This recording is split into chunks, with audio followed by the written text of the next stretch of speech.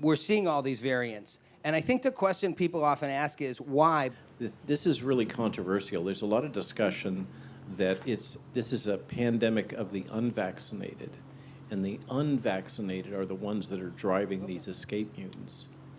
That from a fundamental evolutionary standpoint, as a molecular virologist, this doesn't make sense.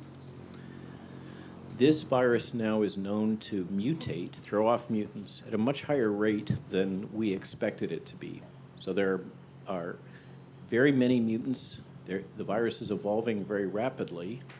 This is akin to what happens if you overuse antibiotics. So in sum, what we're doing with universal vaccination is driving towards this endpoint of vaccine-resistant mutants. We don't have to. But we're seeing massive amounts of breakthrough, right? What does that say to people, Dr. Corey? This path that we're on, which is this sort of monolithic vaccine-only strategy, you know, we're explaining the science why that can't be the only solution. We cannot vaccinate ourselves out of this problem.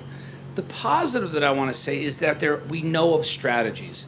They're actually largely being ignored and suppressed, and I don't want to sound conspiratorial about this, but the reason why is because there's still a firmly held belief that the vaccines will solve this. The evidence that you just articulated is that it's becoming increasingly clear that that's not true. And so my hopes are that more and more attention is going to be paid to the other strategies which have so far been ignored, which is that of early treatment, especially now that the vaccinated are getting sick. Many of the vaccinated, many people were led to believe that if you get your vaccine, we're going to end this thing. You don't have to worry about it. You can carry on with your lives. But guess what? We're talking about variants here. There's lots of people out there who got the vaccine and are wondering, how risky is it? Here's what I do know about multiple boosters. The immune system is really, really complex. And it's as complex as the nervous system, which, by the way, comes from the same cell type. Incredibly complex. And one thing, as somebody that's been in this business and had all this stupid training for 30 years, more is not better.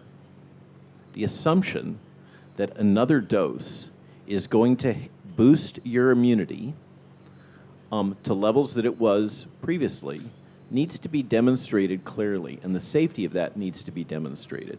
Because as immunologists, we know darn well there's a thing called high zone tolerance.